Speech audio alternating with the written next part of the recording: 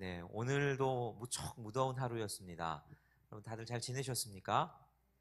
예, 무더운 하루를 이기고 이곳에 온 자기 스스로에게 격려하며 우리 자기 쓰다듬으면서 한번 잘했다, 잘했다 하시죠. 잘했다. 밤에 다시 나오는 것도 쉽지 않으셨죠? 갈까 말까 고민될 만큼 무더운 날씨였는데 오늘도 이 자리를 찾으신 여러분들 참 잘하셨습니다. 2007년 1월에 미국 수도인 워싱턴 DC 한 지하철역에서 어떤 한 사람이 이제 청바지에 티셔츠를 입고 야구 모자를 푹 눌러쓰고 이제 바이올린 연주를 했습니다. 그 지하철은 사람들이 굉장히 많이 다니는 곳, 4개 노선이 환승을 하는 아주 사람들로 붐비기도 하고 특별히 일하느라고 바쁜 사람들 또 그러니까 워싱턴이니까 또 얼마나 많이 배운 사람들이 많았겠습니까? 그런 사람들이 많이 왕래를 하는 곳이었습니다. 그런데 이 사람이 그 지하철역 한쪽 구석에 서서 연주를 시작합니다. 바흐의 샤콘 디단조, 슈베르트의 아베 마리아 뭐 이런 유명한 곡들로 무려 45분간 이렇게 쭉 연주를 했습니다. 자, 그 사람이 누구냐? 미국이 나온 유명한 바이올리니스트 중에 하나인 조슈아 벨이라는 사람이었습니다. 근데 이 사람이 한번 공연을 하면 적어도 티켓 가격이 뭐 그 당시에 $100 이상은 줘야 들어갈 수 있고 이 사람이 한번 연주하면 못 받아도 한 45,000불 이상은 연주 개런티로 받기도 하는 그런 아주 훌륭한 연주자였습니다. 근데 그 사람이 아무도 모르게 청바지에 티셔츠에 모자를 푹 눌러쓰고 연주를 했는데 그런 훌륭한 연주자가 45분간 거기서 연주를 하고 이 팁박스에 받은 돈은 고작 32불이었습니다. 거기 앞을 총 지나다닌 사람들을 이제 그 계획을 한 사람들이 세워봤더니 한 45분 동안 1097명이 지나다녔답니다. 근데 멈춰 서서 음악을 들은 사람은 7명밖에 없었답니다. 우리나라에서도 요 일이 이제 기사화되고 나서 이제 한 4달 정도 있다가 똑같은 일을 한 분이 계신데 한국을 대표하는 바이올리니스트 중에 한 분인 피호영 교수님이라는 분이 이제 허름한 복장을 하고 강남역 6번 출구에서 바이올린을 연주합니다. 이분이 연주할 때 썼던 바이올린은 1717년에 만들어진 스트라디 바리우스라는 악기인데 이게 시가로 70억 하는 악기랍니다. 그러니까 어마어마한 비싼 악고 좋은 악기죠. 그러니까 아무 악기나 가지고 한 게 아닙니다. 그러니까 이런 좋은 악기를 가지고 이분이 연주를 합니다. 똑같이 45분 동안 연주를 했는데 어떤 결과가 나왔을까요? 우리나라 사람들은 좀 달랐을까요? 똑같이 그 앞에 수많은 사람들이 지나다니지만 멈춰 서서 연주를 들은 사람은 몇 명 없었다 하는 거죠. 이분들이 공연을 한다 그러면 사람들이 그 비싼 티켓도 사가지고 어떻게든 거기 가서 들으려고 할 텐데 허름한 옷에다가 아무도 알아보지 못하는 곳에 가서 연주를 했더니 그곳에 지나다니는 수많은 사람들이 뭐 각자 바쁜 것도 물론 있었겠죠. 음악에 관심 없는 사람들도 있었겠지만 그 중에 그래도 음악에 조예가 깊은 사람도 분명히 있을 것 같고 그 훌륭한 연주에 귀를 기울일 법도 한데 그냥 아무나 연주하는가 보다 싶은 이 선입견이 작용을 했던 건지 많은 사람들이 거기에 귀를 기울이지 않더라 하는 것이 뉴스에 기사화됐었습니다. 사람의 선입견이라는 게 그렇습니다. 이렇게 공연장에서 아주 멀쩡하게 옷을 차려입고 그리고 네임밸류가 있는 사람이 홍보를 한 다음에 그리고 제대로 격식을 갖추어서 딱 하면 사람들이 막 몰려가서 듣는데 그렇지 않고 내가 별로 격식 없이 아무나인 것처럼 하면 너무너무 똑같은 훌륭한 연주인데도 불구하고 사람들은 잘 귀를 기울이지 않게 되더라 하는 거죠. 선입견이 사람에게 이렇게 굉장히 작용하는 게 많습니다. 조금 부정적인 단어로 우리는 선입견이라고 하기도 하고 긍정적인 단어로는 뭐 전이해 뭐 이렇게 표현을 하기도 하지만 사람들은 무엇인가를 대할 때 항상 자신의 선입견, 전이해를 가지고 어떤 것을 이해합니다. 우리는 뭐 어떤 것들을 대할 때 그냥 아무렇지도 않고 백지 상태에서 보통 받아들이는 경우가 잘 없습니다. 어린 아이가 아닌 이상은 다 자신이 경험하고 그동안 느꼈던 것 가지고 자신의 어떤 고정적인 관념, 선입견, 이걸 가지고 어떤 사람을 대하기도 하고 지식을 받아들이기도 하고 상황을 받아들이기도 하고 그러더라 하는 거지요. 우리가 예수님을 믿을 때도 하나님에 대해서 이해할 때도 우리는 성경을 그대로 믿는다고 생각하지만 저마다 이해들이 다 다르게 하나님에 대해서 알고 믿고 신앙생활을 하는 경우들이 굉장히 많습니다. 성경에 있는 그대로 정말 하나님이 말씀하신 그대로 내가 하나님을 믿는다고 생각하지만 하나님에 대해서 하나님 이런 분이시다 말하면 자기가 경험한 여러 가지 전 이해들을 그걸 가지고 그걸 해석하다 보니 서로가 말하는 하나님에 대해서 너무너무 다른 경우들을 봅니다. 그래서 한국에 이렇게 교단도 많고 세계 각 지역 보면 하나님에 대해서 서로 다르게 이야기하는 것들이 많은 이유가 그런 부분도 어느 정도 있지 않을까. 그래서 우리가 노력을 하죠. 진짜 하나님은 뭔가? 내가 선입견을 가지고 하나님에 대해서 알았던 모든 것들을 좀 걷어내고 진짜 하나님의 말씀이 뭘까를 우리가 애쓰고 노력해가는 것들이 필요하죠. 신앙생활을 하면서 여러분 그래서 생각보다 하나님에 대해서 오해하는 분들 많습니다. 그래서 강의하는 것들을 보면 뭐 다림줄에 대한 강의 그리고 내적 치유 뭐 이런 강의들을 해보면 항상 하는 것들이 뭐냐? 제일 먼저 하나님에 대해서 올바로 이해하는가 하는 것들을 점검합니다. 특별히 우리가 이 아버지상에 대해서 그래서 많이 점검을 하죠. 내 아버지 어떤 분이셨나 하는 것들을 돌아보면서 우리가 하나님을 부를 때 흔히 하나님 아버지 하고 기도하다 보니까 하나님과 아버지에 대한 이 상이 겹쳐져서 그러니까 내가 아버지에 대한 내가 가지고 있는 이 선입견을 하나님에게 투영해서 하나님을 이해하는 경우가 상당히 많더라는 거죠. 그래서 다림줄 강의, 내적 치유 강의 이런 걸 하면서 내가 육신의 아버지에 대해서 느꼈던 감정과 성경에서 하나님이 계시한 하나님 아버지가 정말 똑같은가? 그거를 비교하면서 점검하면서 내 안에 있는 틀린 이미지들을 제거해 나가는 작업들을 많이들 합니다. 제가 이제 목회를 하면서 만났던 한 집사님도 이런 얘기를 하셨습니다. 자기는 탕자의 비유에 나오는 하나님, 그 아버지상이 너무 이해가 안 간다는 거죠. 탕자가 어떤 사람입니까? 아버지 재산, 유산 먼저 달라고 한 배은망덕하고 이런 불효자식도 없는 그런 불효자식입니다. 게다가 그걸 가지고 나가서 뭐 잘해가지고 성공이라도 해서 아버지 면을 좀 세웠으면 모르겠는데 그거 가가지고 그냥 허랑방탕하게 다 탕진합니다. 쫄딱 망하죠. 그러면서 다시 아버지한테 돌아왔다. 그랬을 때 근데 아버지의 반응이 이해가 안 간다는 거죠. 아버지의 반응이 저 멀리서부터 아들 오는 거 반갑게 맞이해가지고 끌어안고 입을 맞추고 잔치를 벌이고 이 아버지의 반응이 선뜻 이해가 안 간다는 거죠.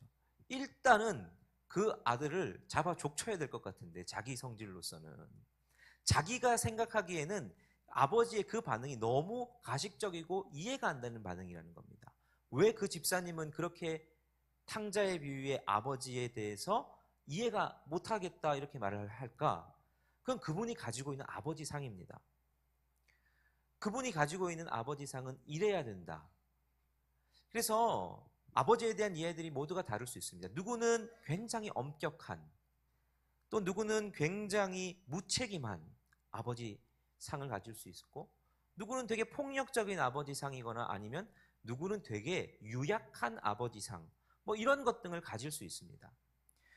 그런데 우리가 이런 전이의 선입견을 가지고 신앙생활을 하면서 하나님을 보는데 이 전이해와 이 선입견을 가지고 하나님을 보다 보니 하나님에 대해서 오해하는 부분들이 상당히 있을 수 있다 하는 거지요. 그래서 하나님 앞에 나아가서 기도하는 것도 걸림이 되기도 하고, 하나님께서 이렇게 해주셔야 되는데 내 뜻대로 해주시지 않는 것이 마음에 들지 않기도 하고, 이 선입견이라는 게 우리 신앙생활에 있어서 얼마나 많은 영향력을 미치는지 모릅니다.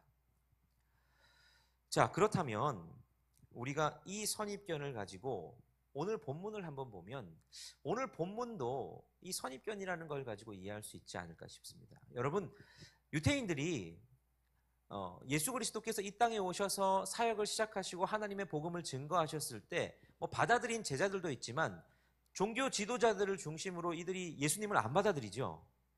왜 이들이 예수님에 대해서 안 받아들일까? 또는 오늘 특별히 나오는 이 십자가 사건, 예수님이 예루살렘에 입성하실 때까지만 해도 그들은 예수님에 대해서 호산나 호산나 하고 자기 겉옷을 그 밑에 깔고 열렬히 열광했는데, 왜 예수님을 못 박는 이 시점에서는 예수님에 대해서 손가락질하고 예수님을 죽이는 정도까지 가게 되었나? 예수님에 대한 전이해, 선입견이 작용을 했던 것 같습니다. 자, 유대인들은 메시아 상이 있었습니다. 딱 그렇죠. 나중에 메시아가 이 땅 가운데 임하면 그들은 다시 다윗 때 이루었던 그 이스라엘의 영광을 재현할 거라고 생각했죠.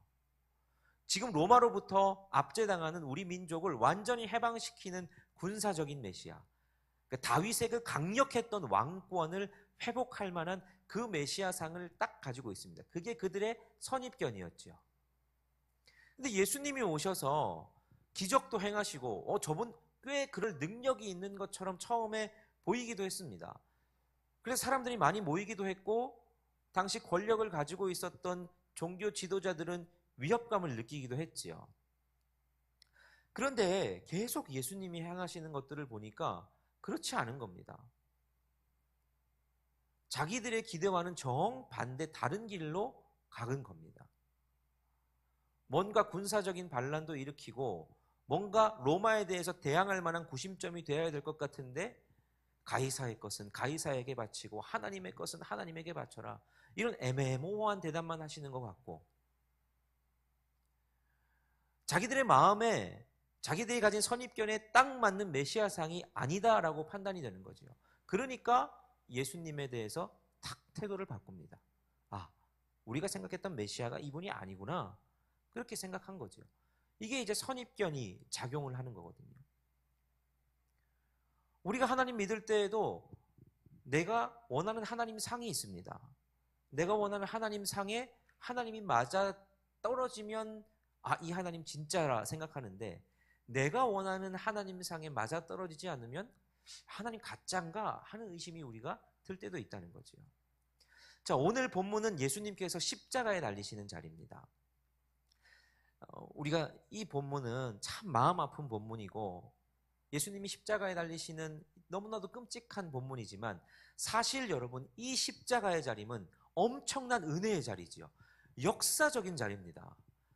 인류의 모든 죄가 대속되는 자리고, 하나님께서 지금까지 인류의 역사상 잊지 않았던 놀라운 은혜, 예수 그리스도를 십자가에 내어주시면서 우리의 모든 죄를 사해 주시는 정말 은혜의 시간입니다. 자, 그런 시간에, 그런데 어느 때보다도 은혜가 충만하고 은혜가 넘쳐야 하는 시간에, 그런 은혜의 자리에 서 있는 사람들의 양태는 너무 다릅니다. 자, 그런 은혜의 시간에 사랑의 결정체라고 말할 수 있는 시간이죠. 이게 헤세드라고, 구약 성경에서는, 구약 히브리어로는 헤세드라고 말하는 하나님의 인자와 자비가 넘치는 시간. 그야말로 우리가 찬송가 고백할 때 하늘을 두루마리 삼고 바다를 먹물 삼아도 다 기록할 수 없는 그 하나님의 사랑이 지금 눈앞에 이루어지고 있는 시간. 여러분, 이거 부흥회로 치면 이런 은혜를 받을 수 있는 부흥회는 또 없는, 물론 그 구속의 그 사건의 의미들을 다 이해할 수 없지만 정말 은혜의 시간이거든요. 근데 그 은혜의 시간에 선입견이 작용하자 어떻게 합니까? 예수님을 조롱합니다.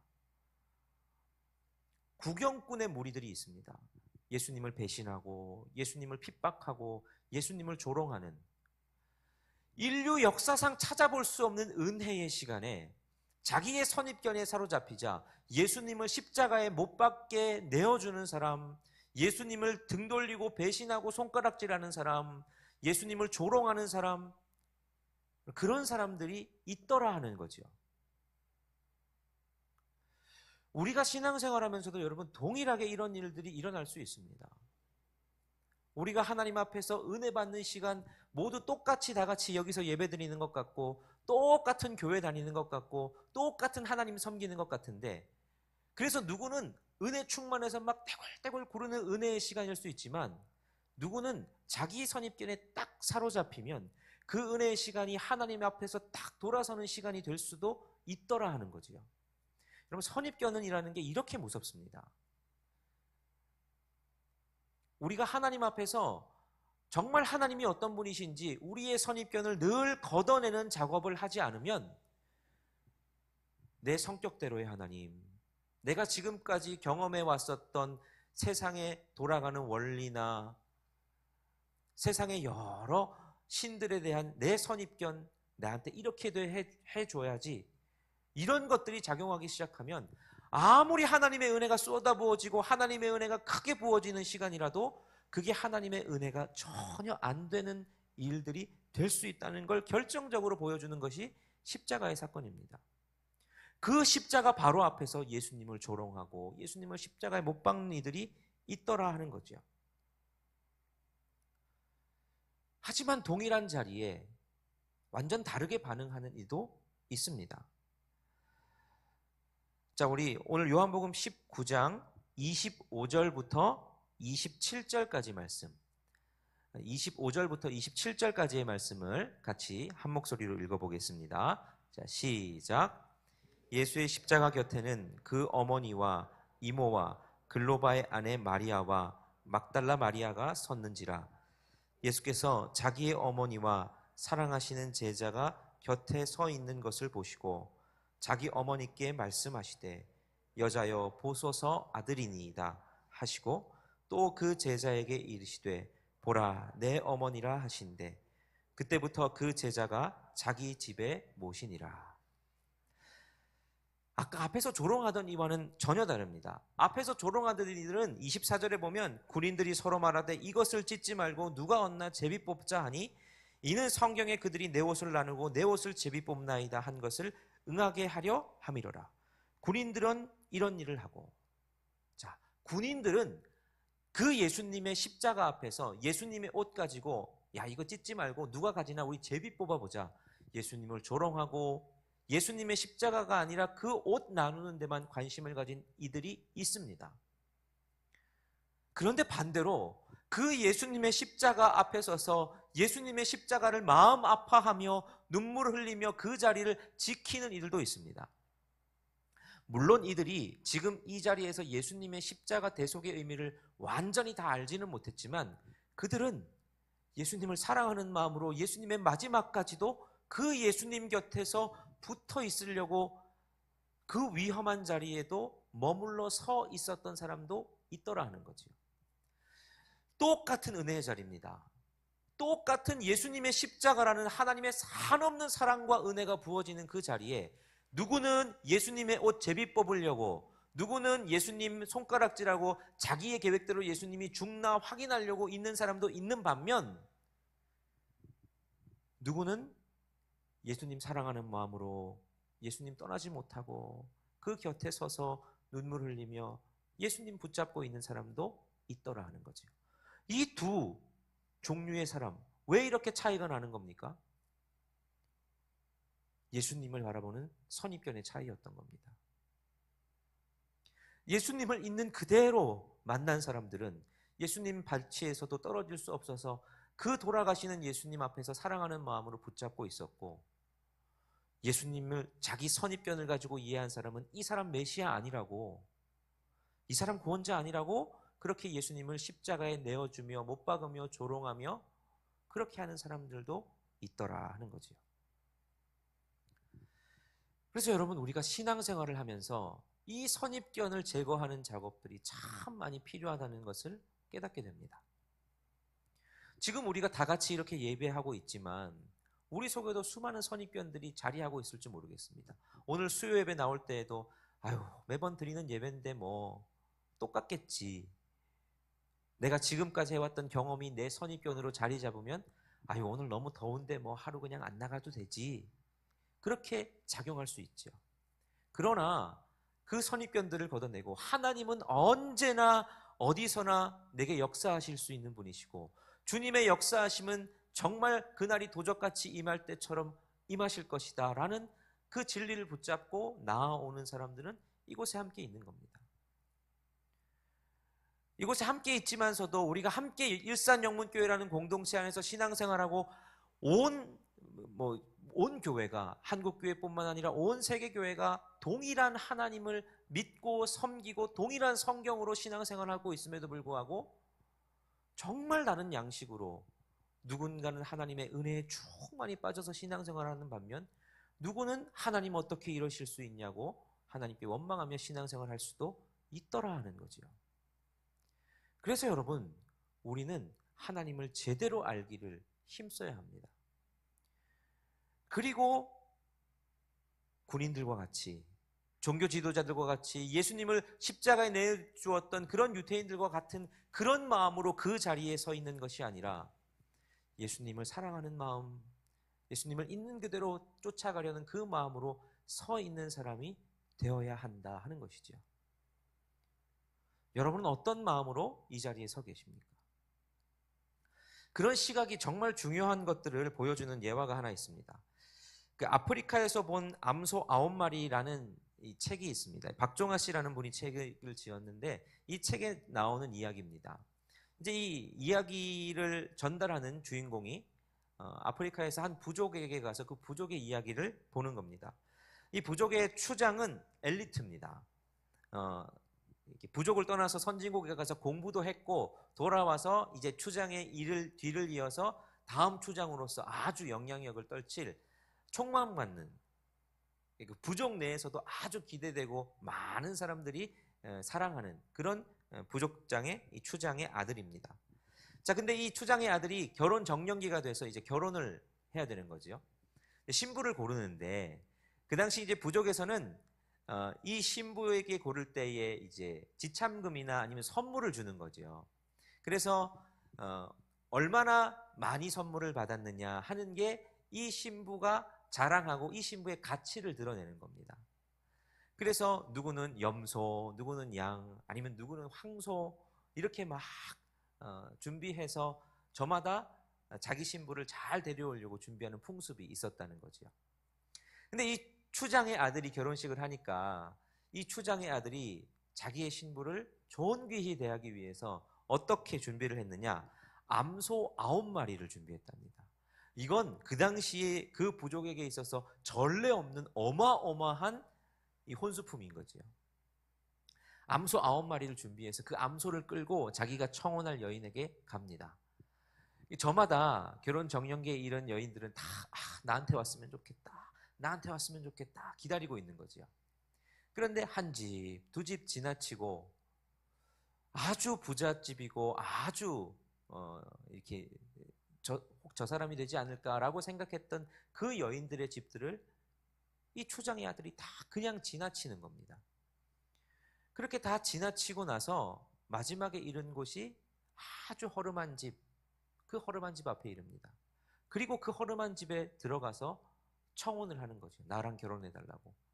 근데 그 집에 있는 이 신부들 아가씨가 나오는데 빼짝 골아서 너무 볼품없이 생긴 겁니다. 그냥 빼짝 골아서는 이쁘지도 않고 얼굴에 핏기도 잘 없고, 그러면서 누가 봐도 저 추장의 아들과는 너무 어울리지 않는 아가씨에게 이 추장의 아들이 청혼을 하는 겁니다. 사람들이 다 이해가 안 갔습니다. 그 광경을 봤던 이 주인공도 이해가 안 갔답니다. 아니 왜 저러나. 그래서 사람들이 혹시 저 여인이 이상한 주술을 추장의 아들한테 건 거 아닌가, 그렇게 생각을 했다는 거죠. 이상하게 여기면서 이 주인공은 이제 잠시 그 자리를 떠납니다. 그리고 몇 년이 지나서 추장이 돌아가셨다는 장례 소식을 받고 조문하기 위해서 다시 그 마을을 이 주인공이 찾습니다. 그래서 추장의 뒤를 이어받아서 이제 추장이 된 원래 추장의 아들을 다시 만나죠. 그 집에 찾아가서 이제 조문을 하기 위해 가는데 왔더니 자기를 접견하는 여인이 아주 너무 아름다운 여인이 나와서 자기를 아주 기품 있게 대접하더라는 거죠. 그래서 이 주인공이 생각했던 겁니다.